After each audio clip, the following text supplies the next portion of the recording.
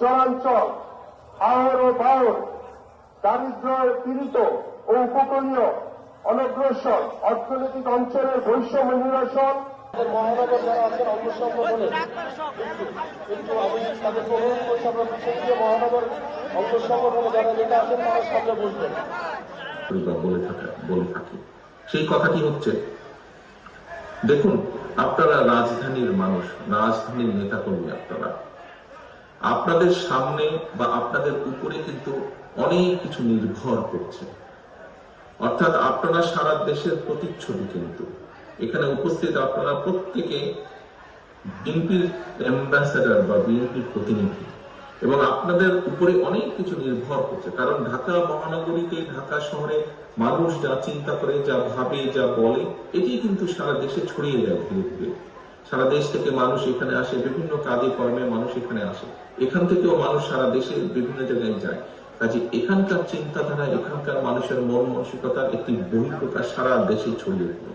কাজে আপনাদের সবচেয়ে বড় একটি অন্যতম দায়িত্ব হচ্ছে দলের ইমেজকে ধরে রাখা, দলের ইমেজকে ধরে রাখা। সারা দেশে বিএনপির উপরে মানুষের যে আস্থা, সেই আস্থার 50% ধরে রাখার দায়িত্ব হচ্ছে কিন্তু আপনাদের।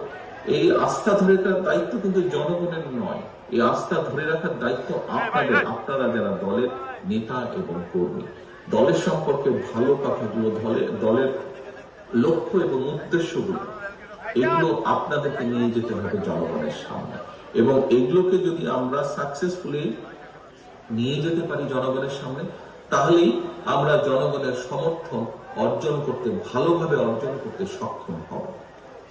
আপনারা এক একজন রাজনৈতিক কর্মী এবং রাজনৈতিক দল, অর্থাৎ বাংলাদেশ জাতীয়তাবাদী দলের সদস্য। আপনারা যেহেতু এই দলের সদস্য, আপনারা যেহেতু রাজনৈতিক দলের কর্মী, একটি রাজনৈতিক দল বা একজন রাজনৈতিক কর্মীর সবচেয়ে বড় সফলতা কি? সবচেয়ে বড় সফলতা হচ্ছে আপনি যেই এলাকার নেতা বা কর্মী, সেই এলাকার মানুষের সমর্থন হচ্ছে আপনার সবচেয়ে বড় সফলতা বা সবচেয়ে বড় পুঁজি, তাই নাকি? সামগ্রিকভাবে রাজনৈতিক দলের সবচেয়ে বড় পুঁজি বা সবচেয়ে বড় সফলতা হচ্ছে দেশের বৃহৎ জনগোষ্ঠীর সমর্থন নিজের পক্ষে রাখা। আমাদের ক্ষুদ্র ক্ষুদ্র ক্ষুদ্র সমর্থন যে আপনারা অর্জন করেন, আপনি আপনার মহল্লায়, আপনার পাড়ায়, আপনার ইউনিয়নে, আপনার ওয়ার্ডে, আপনার থানায়, আপনার জেলায়, এই যে ছোট ছোট ছোট ছোট ছোট করে আমরা সমর্থন অর্জন করি, এটি সারা বাংলাদেশের 64টা জেলা সহ আমাদের 550 যে থানা বা উপজেলা আছে, পৌরসভা যে আছে, সব কিছু মিলিয়ে এই বড় সমর্থন একত্রিত হয়ে একটি বৃহৎ সমর্থনের আকার ধারণ করে। প্রিয় সহকর্মীবৃন্দ, সেই জন্যই আপনাদের কাছে আমার আহ্বান থাকবে, অনুরোধ থাকবে, আপনারা একজন রাজনৈতিক কর্মী, আমি একজন রাজনৈতিক কর্মী, আমরা একটি রাজনৈতিক দলের সদস্য, এবং আমাদের সবচেয়ে বড় পুঁজি হচ্ছে, রাজনীতিতে সবচেয়ে বড় পুঁজি হচ্ছে জনগণের সমর্থন। সবচেয়ে বড় আমাদের শক্তি হচ্ছে জনগণের সমর্থন। এই সমর্থনকে আমাদের যে কোনো ভাবে, এই সমর্থনকে আমাদের পক্ষে রাখতে হবে। যে কোনো ভাবে বলতে কিন্তু আমি বুঝিয়েছি পজিটিভ ভাবে, অর্থাৎ জনগণ যা চিন্তা করে, জনগণ যা চায়, জনগণ যা বলে, জনগণ যেটা আশা করে, জনগণ যেটা প্রত্যাশা করে, একটি রাজনৈতিক দলের কাছে, একটি রাজনৈতিক কর্মীর কাছে আমাদেরকে সেভাবে চলতে হবে, কথা বলতে হবে, সেভাবে উঠতে হবে, বসতে হবে। প্রিয় সভাপতি, সম্মানিত উপস্থিত নেতৃবৃন্দ, মঞ্চে উপস্থিত নেতৃবৃন্দ, আসসালামু আলাইকুম। ক্যামেরার পিছে যে আছেন, দয়া করে আমাকে সামনে যারা বসে আছে তাদেরকে দেখেন, মঞ্চ না, আমি সামনে যারা বসে আছে তাদের দেখতে চাই। রাইট, এভাবে রাখুন নেতৃবৃন্দ। জি, আপনাদের সকলকে ধন্যবাদ জানাচ্ছি আজকের এই কর্মশালায় উপস্থিত হবার জন্য। আমাকে গতকাল রাত্রে আমি জানিয়েছে যে আজকে আপনাদের এখানে কর্মশালাটি অনুষ্ঠিত হবে। খুব কম সময়, আমার আজকে এই মুহূর্তে বরিশাল এবং রংপুর বিভাগে যাওয়ার কথা, সেখানে নির্ধারিত হয়ে আছে আগে থেকে। এখন আজকের এই যে কর্মশালা, এখানে যারা আপনারা আজকে উপস্থিত হয়েছেন বিএনপি সদস্য হিসেবে এই কর্মশালায় অংশগ্রহণ করছেন, একটি বিষয় কিন্তু আমাদেরকে আজকে এখানে বুঝতে হবে, অনুধাবন করতে হবে। এর আগে আপনারা কর্মী সভা করেছেন বা অন্যান্য বিভিন্ন ধরনের সভা আপনারা করেছেন, সেটি থেকে কিন্তু আজকের এই কর্মশালাটি বলেন বা এই সভাটি বলেন বা এই আয়োজনটি বলেন, এটি কিন্তু একটি ভিন্ন ধরনের আয়োজন। কেন ভিন্ন ধরনের? এর আগে পলাতক স্বৈরাচার দেশে কি কি অনাচার, অবিচার, অত্যাচার, দুর্নীতি করেছে আমরা চেষ্টা করেছি এরকম সভার মাধ্যমে মানুষের কাছে তুলে ধরার জন্য। আমরা সেই সময় কর্মীদেরকে নিয়ে সভা করেছি, আমাদের দলের সদস্যদেরকে নিয়ে সভা করেছি, যে সেই সময় স্বৈরাচার যে ছিল, যে পালিয়ে গেছে, তার বিভিন্ন অত্যাচার নির্যাতনের বিষয়গুলো আপনাদের সামনে তুলে ধরেছি। আপনারা বিভিন্ন পর্যায়ে জনগণের সামনে তুলে ধরেছেন বিষয়গুলো। প্রিয় সহকর্মীবৃন্দ, আজকের এই সভাটি ভিন্ন রকম, এটি কর্মসভা এবং আপনাদের ওখানে দেওয়া আছে, এর মধ্যে আপনারা বেশ কয়েকটি দফা দেখেছেন। কিসের দফা? 31 দফা। যে 31 দফা আমরা দলের পক্ষ থেকে দেশের মানুষের জন্য, দেশের মানুষের কাছে, দেশের সামনে আমরা উপস্থাপন করেছি। এই যে 31 দফা, এটি আমরা 2 বছর আগেই করেছি উপস্থাপন দেশের মানুষের সামনে, যখন আমরা জানতাম যে এই স্বৈরাচারের পতন অবশ্যই হবে। হয়তো একদম নির্দিষ্ট কোনো সময় আমরা জানতাম না, বাট আমাদের ধারণা ছিল দ্রুতই স্বৈরাচারের পতন হবে। এবং স্বৈরাচারের পতনের পরে দেশের মানুষের সমর্থন নিয়ে, দেশের মানুষকে সাথে নিয়ে বিএনপি কিভাবে দেশ গঠন করতে চায়, পুনর্গঠন করতে চায় দেশকে, তার কতগুলো কথা আমরা তুলে ধরেছি। সাবজেক্ট ওয়াইজ আমরা কথা তুলে ধরেছি। পরবর্তীতে আমাদের সাথে যে সকল রাজনৈতিক দল, গণতান্ত্রিক রাজনৈতিক দল আন্দোলনে ভূমিকা রেখেছে, কিছু মানুষকে ট্রেনিং দিয়েছি এবং আজকে স্টেজে সেরকম কিছু সংখ্যক মানুষ বসে আছে যারা আপনাদের সামনে এই বক্তব্যগুলো তুলে ধরছে। এখন সহকর্মীবৃন্দ, আপনাদেরকে এই 31 দফা যদি আজকে যেখানে আপনারা বসে আলোচনা করছেন, শুধু যদি আপনারা শুনে যান, দেখে যান, জেনে যান বা বুঝে যান, তাহলে হবে না। 31 দফাটা কিন্তু শুধুমাত্র বিএনপির নেতাকর্মীদের জন্য নয়, 31 দফাটা শুধু রাজনৈতিক নেতাকর্মীদের জন্য নয়। 31 দফাটির লক্ষ্য বা উদ্দেশ্য হচ্ছে দেশের মানুষের জন্য কতগুলো আমরা কাজ করব এবং দেশের মানুষের সামনে এগুলো উপস্থাপন করা। সময় পরিবর্তিত হয়েছে, মানুষের মন মানসিকতা পরিবর্তিত হয়েছে। কাজেই মানুষের জন্য একজন রাজনৈতিক দলের সদস্য হিসাবে আপনার দল দেশের জন্য কি কি করতে চায়, মানুষের জন্য কি কি করতে চায়, এগুলো মানুষ অ্যাডভান্স আগে জানতে চায় এবং সেই কাজটি আমরা করার চেষ্টা করছি। এই যে আমি একটু আগে বললাম যে আজকে শুধু আপনারা জেনে গেলে, বুঝে গেলে, নিয়ে গেলে সাথে হবে না। এই যে অনুষ্ঠান স্থল, এর মধ্যে এই কথাগুলো সীমাবদ্ধ রাখলে চলবে না।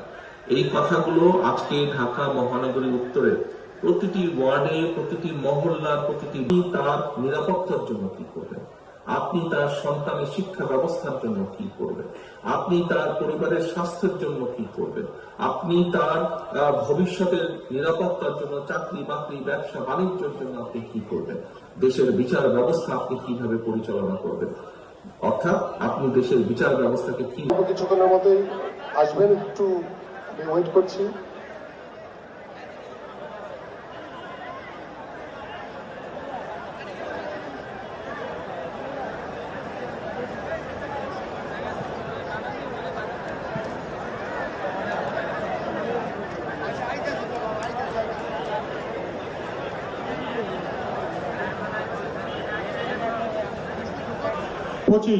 আমাদের চাহিদা ও জ্ঞান ভিত্তিক শিক্ষা ব্যবস্থা বাস্তবায়নের মাধ্যমে ভবিষ্যতের চ্যালেঞ্জ মোকাবেলায় সক্ষম শিক্ষিত জনগোষ্ঠী গড়ে তোলা। চলমান লক্ষ্যহীন, অদূরদর্শী ও মানহীন শিক্ষা ব্যবস্থার বিদ্যমান নৈরাজ্যের বিপরীতে প্রাথমিক, মাধ্যমিক, উচ্চ মাধ্যমিক পর্যায়ে চাহিদা ভিত্তিক শিক্ষা, নিড বেসড এডুকেশন এবং উচ্চ শিক্ষার ক্ষেত্রে জ্ঞান ভিত্তিক শিক্ষাকে নলেজ বেসড এডুকেশন প্রাধান্য দেওয়া হবে। দেশের জন্য উন্নয়ন সহায়ক টেকসই গবেষণা, বিশেষত কারিগরি বিজ্ঞান প্রযুক্তিগত গবেষণা বিশেষ গুরুত্ব দেওয়া হবে। জাতীয় বাজেটের শিক্ষা খাতে বরাদ্দ জিডিপির 5% কম হবে না। শিক্ষার পরিবেশ অক্ষুণ্ণ রাখতে সকল শিক্ষা প্রতিষ্ঠান সন্ত্রাস, পেশিশক্তি, চাঁদাবাজি ও দখলদারি মুক্ত করা হবে। ক্রীড়া ও সংস্কৃতির বিকাশকে পৃষ্ঠপোষকতায় দেওয়া হবে। শিক্ষা প্রতিষ্ঠানের সকল শিক্ষার্থীর জীবন ও নারী শিক্ষার্থীর সম্ভ্রম নিরাপদ রাখার সর্বোচ্চ পদক্ষেপ গ্রহণ করা হবে। আপনারা জানেন, গত 17 বছর ধরে এই আওয়ামী সরকার শিক্ষা ব্যবস্থাকে ধ্বংসের পথে নিয়ে গেছে। তারা তাদের মন মতো, এবং আপনারা জানেন আমাদের গত 17 বছর শিক্ষার যে পাঠ্যপুস্তকে তারা আমাদের স্বাধীনতার পূর্ব এবং স্বাধীনতার পরবর্তী যে ইতিহাস, সেই ইতিহাসকে বিকৃতি করে আমাদের সকলকে, আমাদের বাচ্চাদেরকে, আমাদের সন্তানদেরকে শেখানো হয়েছে। এবং যে সৃজনশীলতার মাধ্যমে তারা বাংলাদেশের ছাত্রদের যে বিকাশের চেষ্টা করেছে, সেটা বিকাশ তো হয়ই নাই, বরং আমাদের বাচ্চারা ভুল ইতিহাস শিখেছে, ভুল শিক্ষা শিখেছে। এই জন্য আমাদের এই শিক্ষা ব্যবস্থাকে নতুন করে সংস্কার করে বাংলাদেশের যে সঠিক ইতিহাস, সেই ইতিহাসকে বাংলাদেশের নতুন প্রজন্ম এবং ভবিষ্যৎ প্রজন্মের কাছে তুলে ধরতে হবে। এবং আপনারা দেখবেন এই যে এখানে যে শিক্ষা প্রতিষ্ঠানের যে পাঠ্যপুস্তক, সেই পাঠ্যপুস্তকের যে মান অত্যন্ত নিম্নমান, এবং সেটি 1 বছর কখনোই পার হয় না, দেখা যায় যে আগেই ছিঁড়ে যায়। এবং লেখা বলেন, প্রত্যেকটি বানান বলেন, সব জায়গাতে প্রচুর পরিমাণে ভুল দেখা গেছে বিগত কয়েক বছরে। তো সেই জায়গা থেকে আমাদের যে চাহিদা এবং জ্ঞান ভিত্তিক শিক্ষা ব্যবস্থাকে বাস্তবায়নের মাধ্যমে ভবিষ্যতের চ্যালেঞ্জ মোকাবেলায় সক্ষম শিক্ষিত জনগোষ্ঠী গড়ে তোলা হবে। এই নিয়ে আমাদের যে কর্ম পরিকল্পনা রূপরেখা দেওয়া হয়েছে। 26 সবার জন্য স্বাস্থ্য, এবং এই নীতির বাস্তবায়ন করা হবে। সবার জন্য স্বাস্থ্য এই নীতির ভিত্তিতে উন্নত কল্যাণকামী রাষ্ট্রে বিদ্যমান ব্যবস্থার আলোকে সকলের জন্য বিনামূল্যে স্বাস্থ্য সেবা পাওয়ার অধিকার নিশ্চিত করার লক্ষ্যে পদক্ষেপ গ্রহণ করা হবে। যুক্তরাজ্যের ন্যাশনাল হেলথ সার্ভিস NHS এবং এ জাতীয় সার্বজনীন স্বাস্থ্য সেবা ইউনিভার্সাল হেলথ কভারেজ এর আলোকে সকলের জন্য সর্বোচ্চ স্বাস্থ্য সেবা প্রাপ্তির নিমিত্তে প্রয়োজনীয় সকল পদক্ষেপ গ্রহণ করা হবে। দারিদ্র বিমোচন না হওয়া পর্যন্ত সুবিধা বঞ্চিত হতদরিদ্র জনগোষ্ঠীর জন্য সামাজিক নিরাপত্তা বেষ্টনী আরো সম্প্রসারিত করা হবে। জাতীয় বাজেটের স্বাস্থ্য খাতে বরাদ্দ জিডিপির 5% কম হবে না, এবং প্রাথমিক ও প্রতিরোধমূলক স্বাস্থ্যসেবা নিশ্চিত করার লক্ষ্যে পর্যাপ্ত সংখ্যক প্রশিক্ষিত নারী ও পুরুষ পল্লী স্বাস্থ্যকর্মীর ব্যবস্থা করা, এবং সংক্রামক ও অসংক্রামক রোগের চিকিৎসা, শিক্ষা ও গবেষণা সুবিধা নিশ্চিত করা হবে। এখানে দুটি উল্লেখযোগ্য বিষয় রয়েছে। আমাদের এখানে দুটি বিষয় উল্লেখ করা হয়েছে যে শিক্ষা ব্যবস্থা এবং স্বাস্থ্য ব্যবস্থায় জিডিপির 5% কম হবে না। 5% হচ্ছে সর্বনিম্ন, তার চেয়ে বেশি হতে পারে। এই জন্য এই বিষয়টি আমাদের এই যে রাষ্ট্র মেরামতের যে রূপরেখায় স্বাস্থ্য এবং শিক্ষা ব্যবস্থাকে সর্বোচ্চ গুরুত্ব দেওয়া হয়েছে। এই বিষয়টি আপনাদের সকলকে, সাধারণ মানুষের কাছে যেতে হবে, বলতে হবে যে শিক্ষা এবং স্বাস্থ্য বাংলাদেশের মানুষের অপরিহার্য একটি বিষয়। সেই বিষয়কে গুরুত্ব দিয়ে আমাদের বিএনপির ভারপ্রাপ্ত চেয়ারম্যান জনাব তারেক রহমান এই রূপরেখা দিয়েছেন।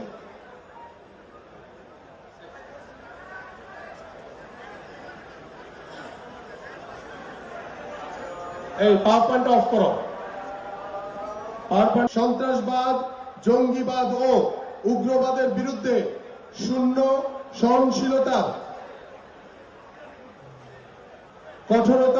কঠোরতম ব্যবস্থা গ্রহণ করা হবে। সন্ত্রাস বিরোধী আইনের অপব্যবহার রাজনৈতিক ঢাল হিসেবে ব্যবহারের মাধ্যমে রাজনৈতিক প্রতিপক্ষ দমনের হীন প্রক্রিয়া রুদ্ধ করা হবে। শুধুমাত্র প্রকৃত সন্ত্রাসী চিহ্নিতকরণ এবং তাদের আইনের আওতায় এনে বিচার নিশ্চিত করা হবে। 20 প্রতিরক্ষা বাহিনীকে সকল বিতর্কের ঊর্ধ্বে রাখা, দেশের সার্বভৌমত্ব রক্ষার প্রতিরক্ষা বাহিনীকে অধিকতর শক্তিশালী, যুগোপযোগী, সুসংগঠিত ও সর্বোচ্চ প্রশিক্ষিতভাবে গড়ে তোলা হবে, যাতে দেশপ্রেমের মন্ত্রে উজ্জীবিত সশস্ত্র বাহিনী শান্তি ও সমরে সর্বোচ্চ অবদান রাখতে সক্ষম হয়। যে কোনো পরিস্থিতিতে প্রতিরক্ষা বাহিনীকে সকল বিতর্কের ঊর্ধ্বে রাখা নিশ্চিত করা হবে। বিকেন্দ্রীকরণের লক্ষ্যে স্থানীয় সরকার প্রতিষ্ঠানগুলো স্বশাসিত ও ক্ষমতাবান করা। 21 দায়িত্ব ও কর্মক্ষমতার ব্যাপক বিকেন্দ্রীকরণের লক্ষ্যে সকল স্থানীয় সরকার প্রতিষ্ঠানগুলো অধিকতর স্বশাসিত, শক্তিশালী, ক্ষমতাবান করা হবে। প্রকৃত জবাবদিহিতার আওতায় প্রতিষ্ঠানগুলো শিক্ষা, স্বাস্থ্য সকল পরিষেবা উন্নয়ন ও কার্যক্রমে যেন অধিকতর কার্যকর ভূমিকা রাখতে পারে তা নিশ্চিত করা হবে। স্থানীয় সরকার প্রতিষ্ঠান সমূহকে স্থানীয় প্রশাসন বা অন্য জনপ্রতিনিধির নির্বাহী আদেশের খবরদারি মুক্ত করা হবে। 22 শহীদ মুক্তিযোদ্ধাদের রাষ্ট্রীয় মর্যাদা ও স্বীকৃতি প্রদান। প্রকৃত মুক্তিযোদ্ধাদের অবদানের স্বীকৃতি ও মর্যাদা অধিকতর দৃশ্যমান করা হবে। একই সাথে রাষ্ট্রীয় উদ্যোগে শতভাগ নিরপেক্ষ নিবিড় জরিপের ভিত্তিতে মহান মুক্তিযুদ্ধের সর্বোচ্চ একটু